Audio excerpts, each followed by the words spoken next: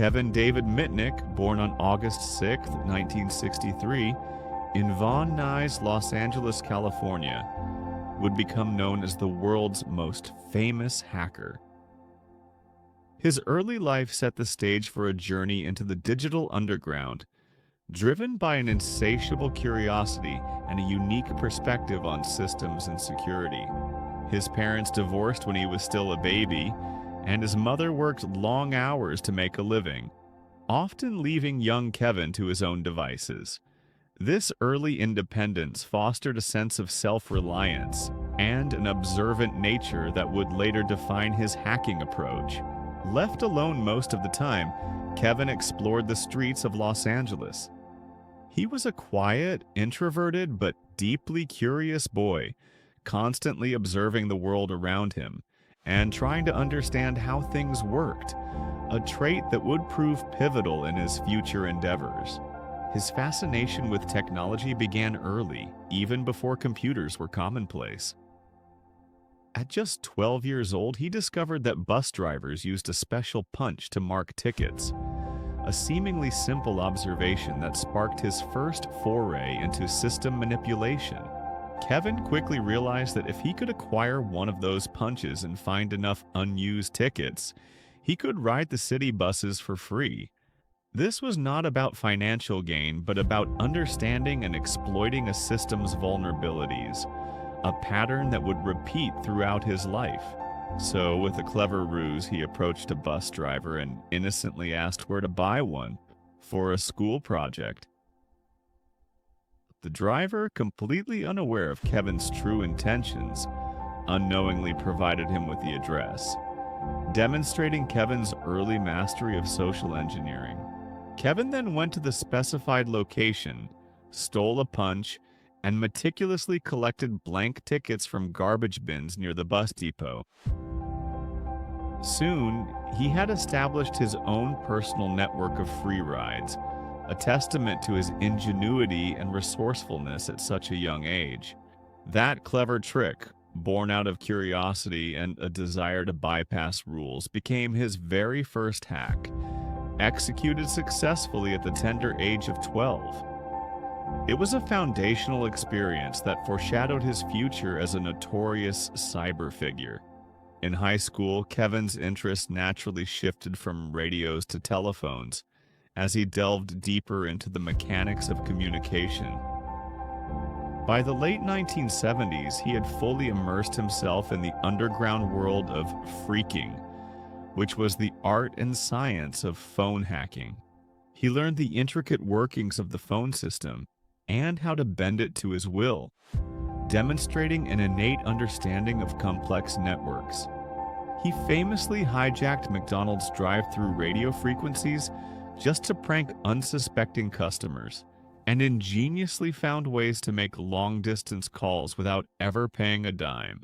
Beyond technical prowess, he also mastered what later became known as social engineering, the art of manipulating people through psychological tactics to gain access to information or systems. This skill proved to be one of his most potent weapons.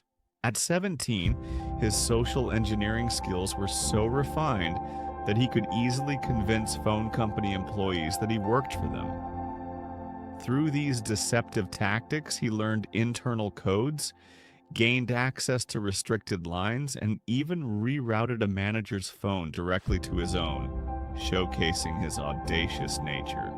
He even managed to reach the secret phone numbers of celebrities who were supposed to be utterly unreachable, proving that no one was truly safe from his methods. His real weapon wasn't a computer or complex code.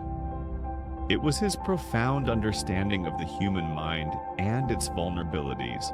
In the late 1970s, Kevin was introduced to computers for the very first time, marking a significant turning point in his hacking career. A friend gave him the number to the Ark, a sophisticated system at the University of Southern California, which opened up a new realm of possibilities. This system was connected to Digital Equipment Corporation's software network, a major player in the burgeoning computer industry.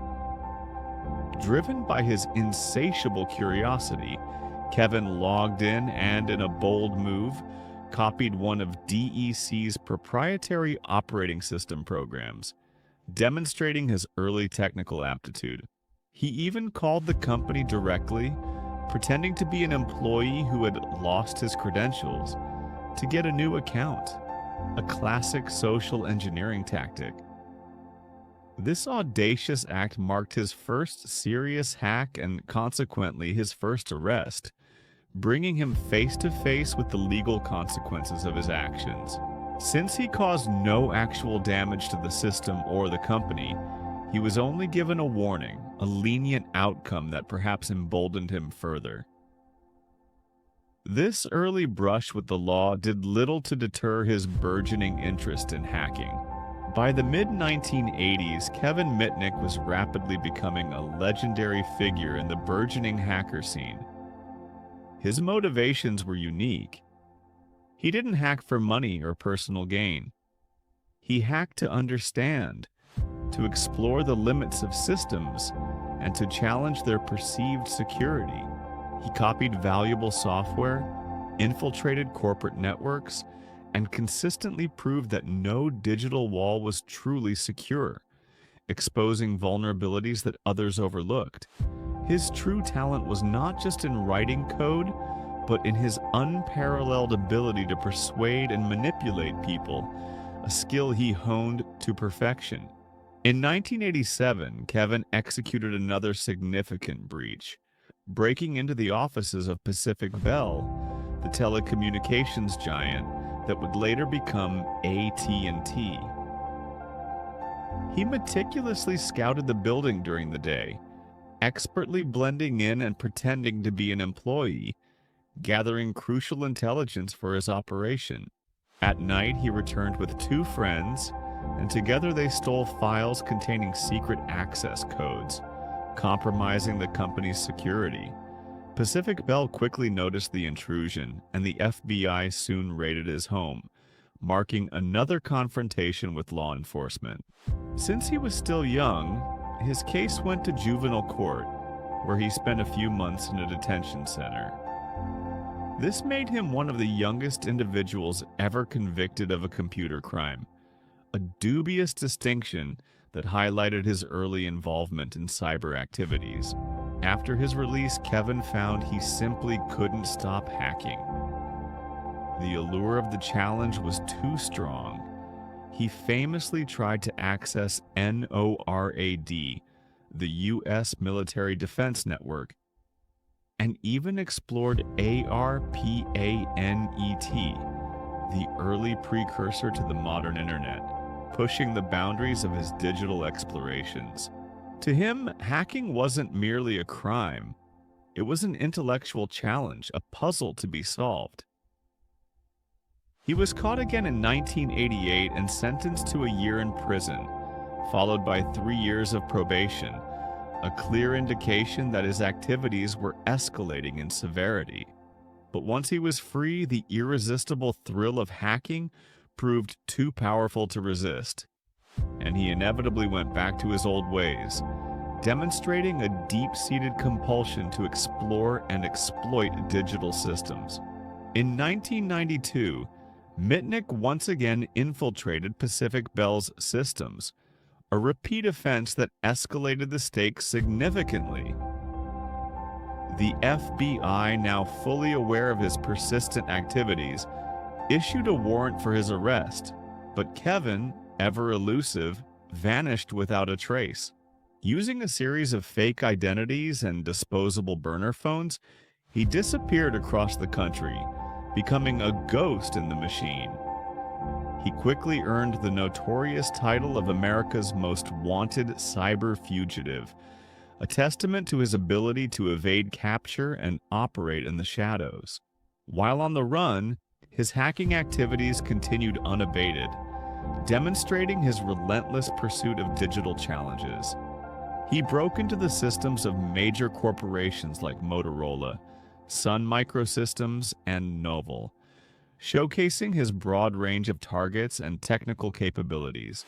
He even managed to steal the highly confidential source code for Motorola's unreleased ultralight phone, a significant intellectual property theft.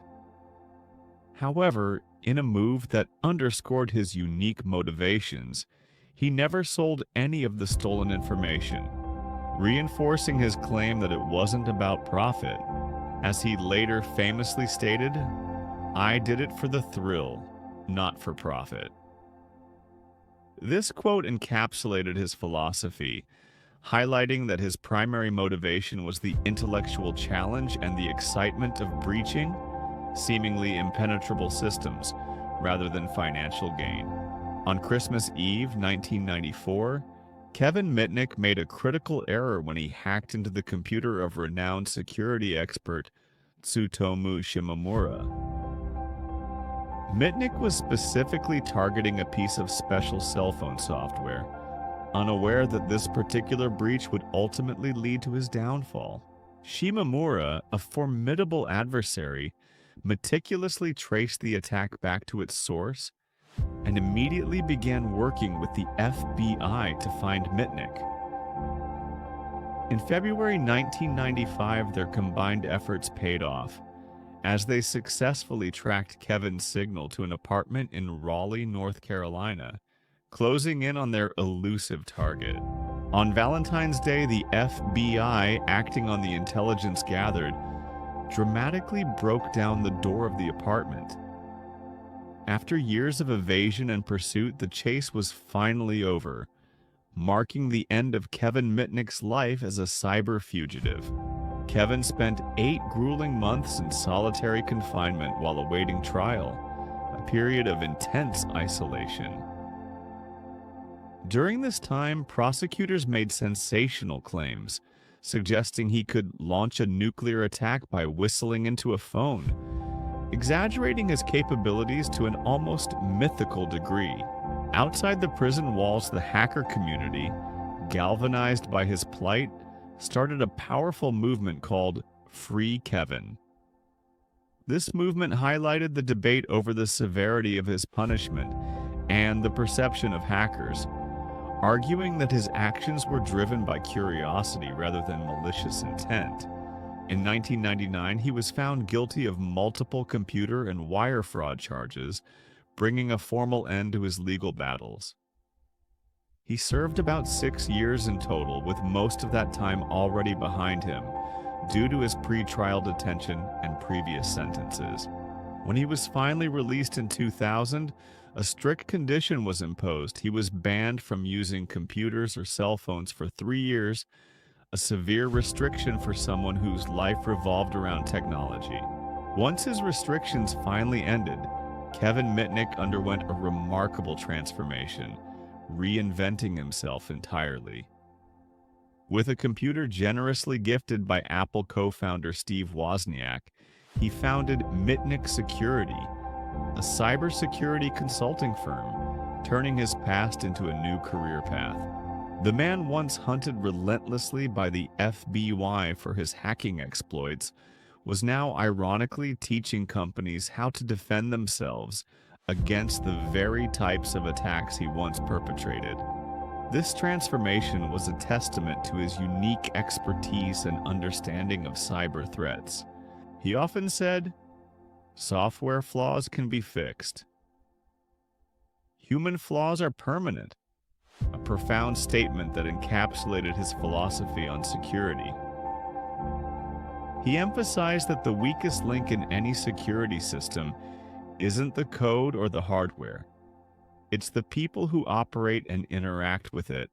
In 2022, Kevin was diagnosed with pancreatic cancer, a devastating blow. He bravely fought the aggressive disease for over a year, but tragically passed away on July 16, 2023, at the age of 59, leaving behind a significant legacy. At the time of his passing, his wife was pregnant with their first child, adding a poignant layer to his story.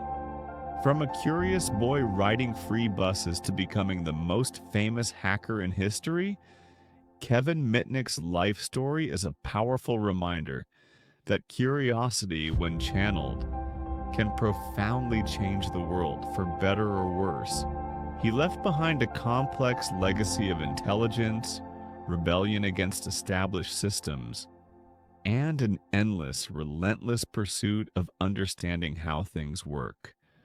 A pursuit that ultimately reshaped the landscape of cybersecurity. If you enjoyed this video and found Kevin Mitnick's incredible story compelling, please don't forget to like it. We will continue to explore fascinating stories and delve into the world's most intriguing topics together. So make sure to subscribe to my channel to not miss any of my new videos.